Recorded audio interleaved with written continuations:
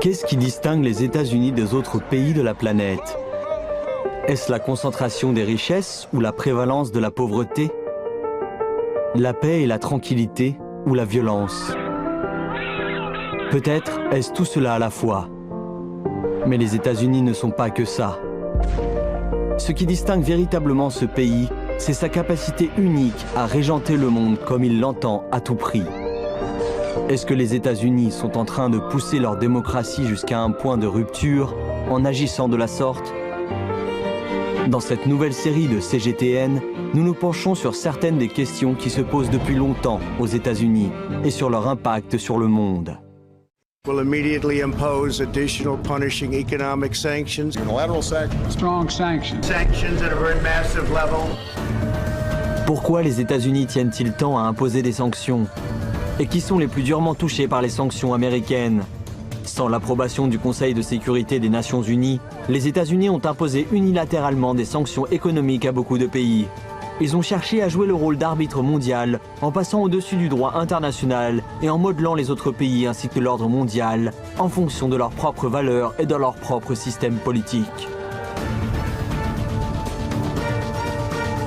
Americans have even gone further than just ignoring the United Nations Charter.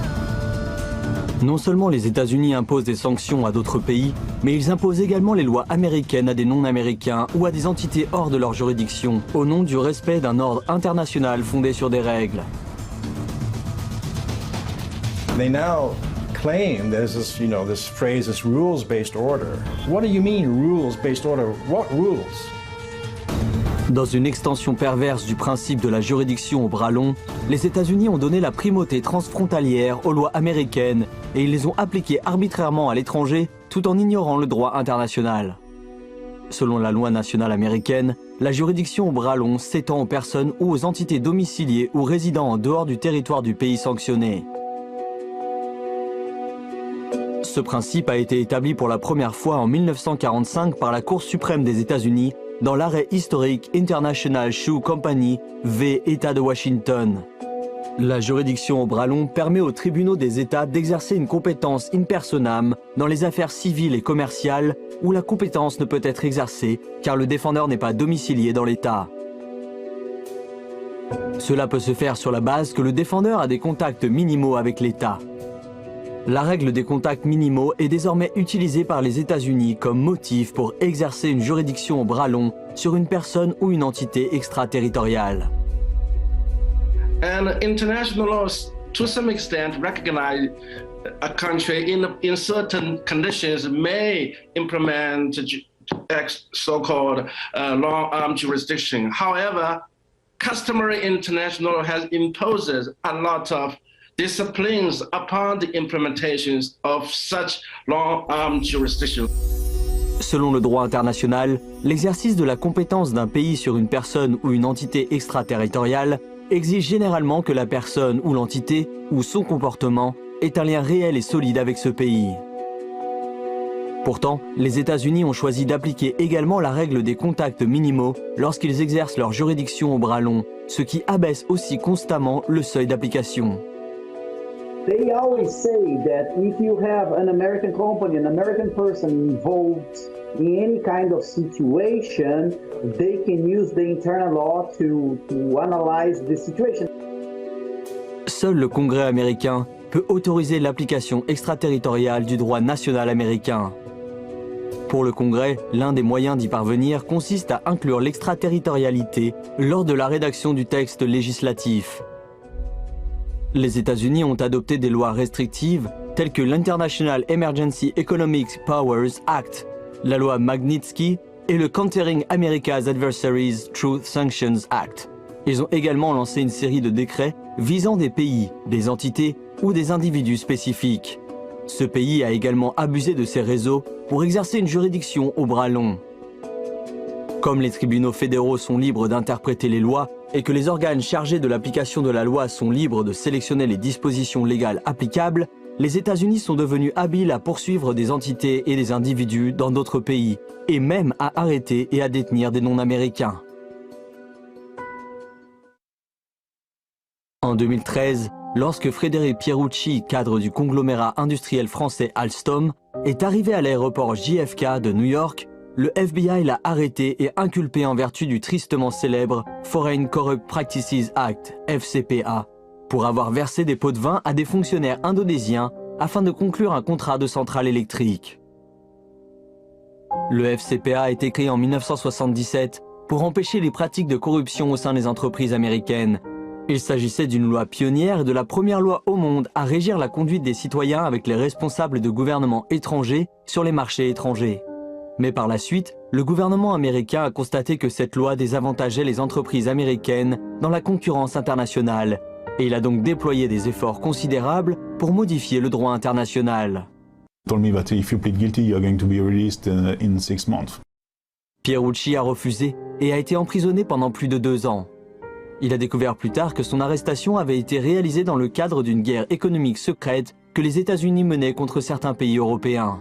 On the Alstom side, the clear goal was to buy out the company and to control basically all the nuclear power plants in France.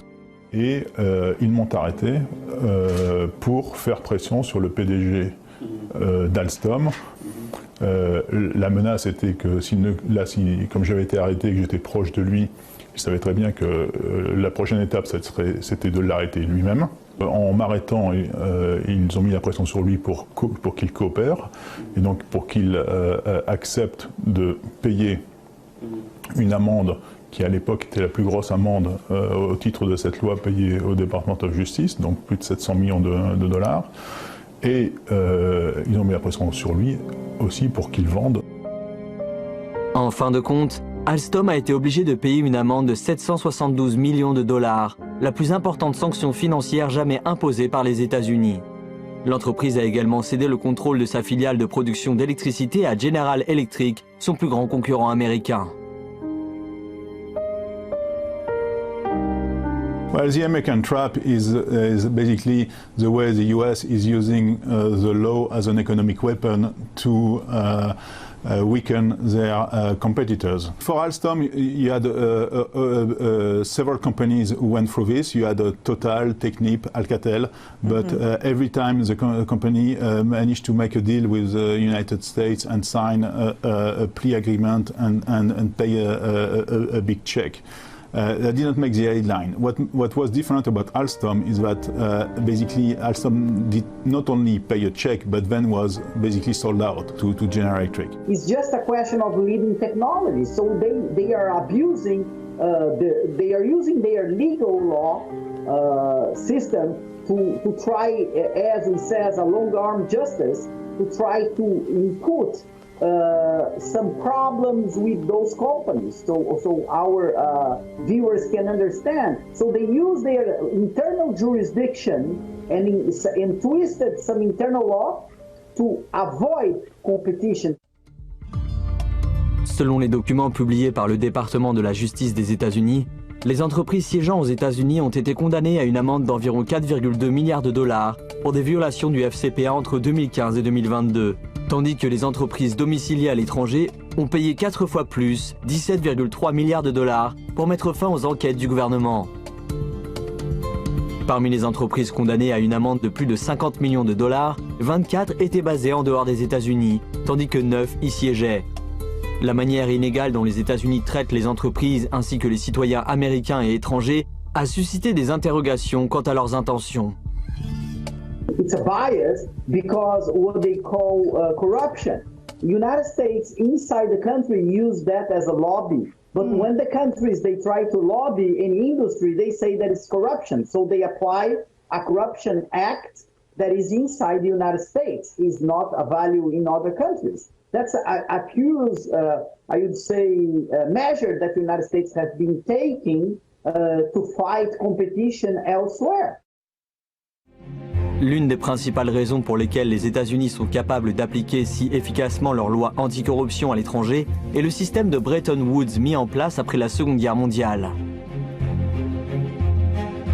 I think the U.S. has weaponized American dollar together with the international payment system known as the SWIFT system. Therefore, any company in the world, if if it is doing business using US dollars, actually, it is under the supervision of the American authority.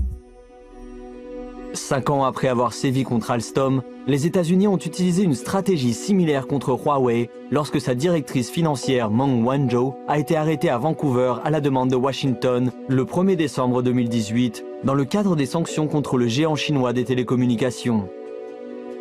L'arme utilisée en l'occurrence était la réglementation américaine sur le contrôle des exportations ciblant l'Iran.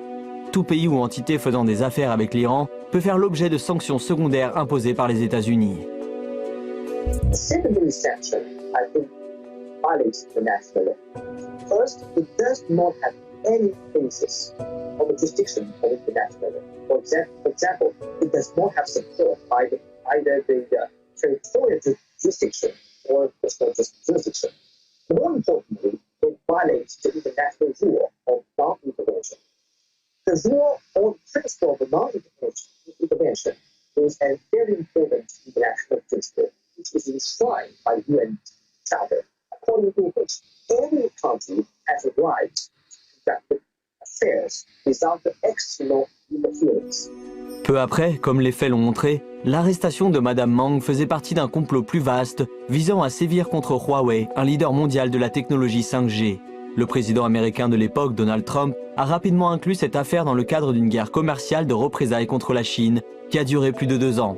En asphyxiant Huawei, Washington a cherché à affaiblir sa présence dominante en matière de 5G, tout en obtenant davantage de concessions dans les négociations commerciales entre la Chine et les États-Unis. Nowadays, US regard China as a competitor or a challenger to US interests. Therefore, it uses its long-arm jurisdiction to penalize or to prevent the development of Huawei, which is a high-tech company of China. Après avoir été assigné à résidence au Canada pendant près de 3 ans, Meng Wanzhou a été libéré en septembre 2021. Over the past 3 years, my life has been turned upside down. It was disruptive time for me as a mother, a wife, and a company executive. But I believe every cloud has a silver lining. There is a very similarity in the way that the U.S. Department of Justice is approaching this. You know, basically, in order to put pressure on the company, they arrest or they indict somebody close to the top of the company. So what is happening to Mrs. Meng is very similar to what happened to me. Now, on the Huawei side, it's more to stop a competitor who has a big advantage in a unique technology, which is a 5G technology, which is the technology of the future. Ces dernières années, les bras des États-Unis n'ont cessé de s'allonger. Au cours de l'exercice 2021, le nombre d'entités et d'individus figurant sur les listes de sanctions américaines a atteint 9421, soit une augmentation de 933% par rapport à l'exercice 2000. Selon le professeur Daniel Drezner de l'université Tufts, l'Amérique est devenue les États-Unis des sanctions.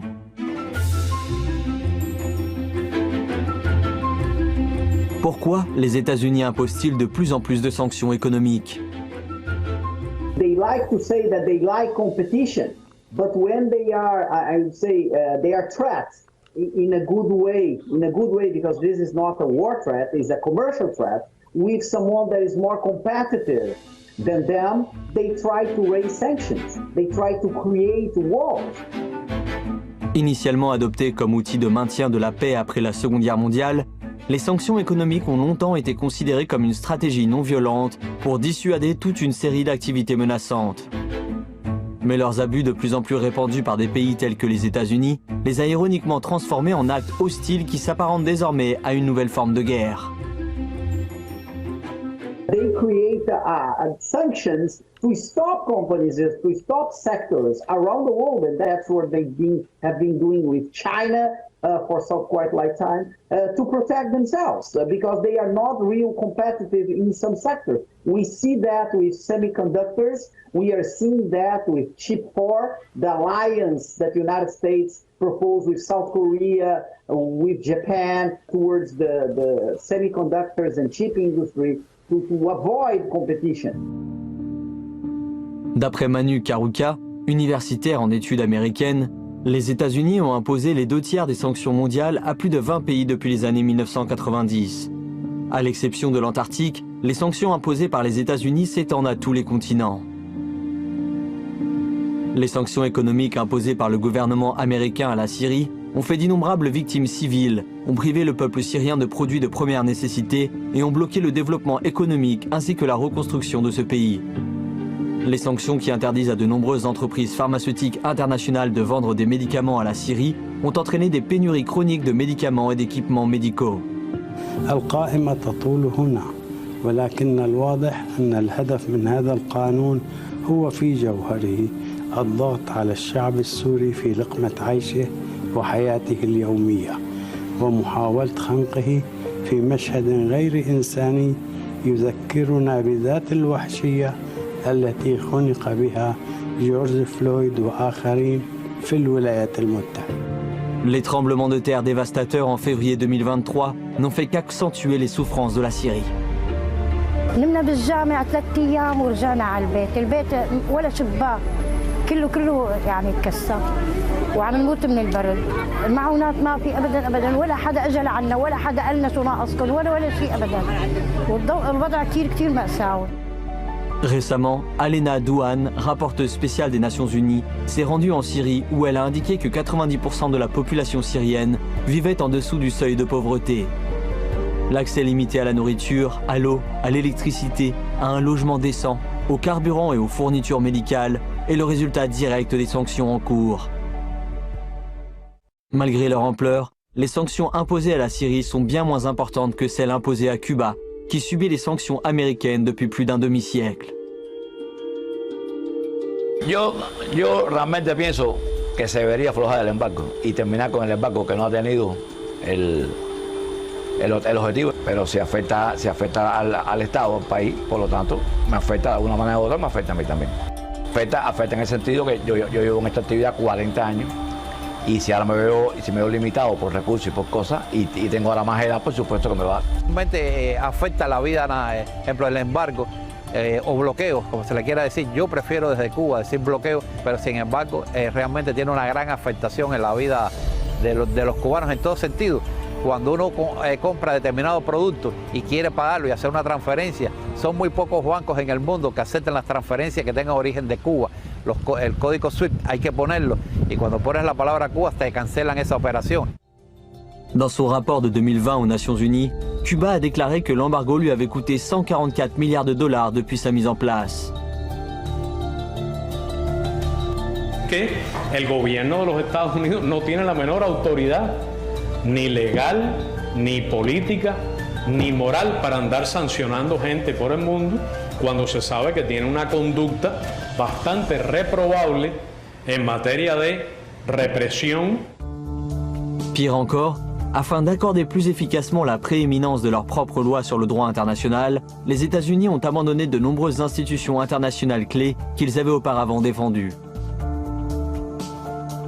美国在指责别人之前，应当先反躬自省。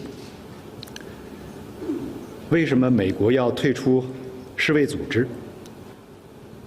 为什么美国要退出巴黎协定和伊朗核问题全面协议？谁是国际规则的破坏者？谁对国际秩序构成威胁？国际社会对此看得清清楚楚。 What worries me most, however, is the fact that the rules-based international order is being challenged. Quite surprisingly, not by the usual suspects, but by its main architect and guarantor, the US.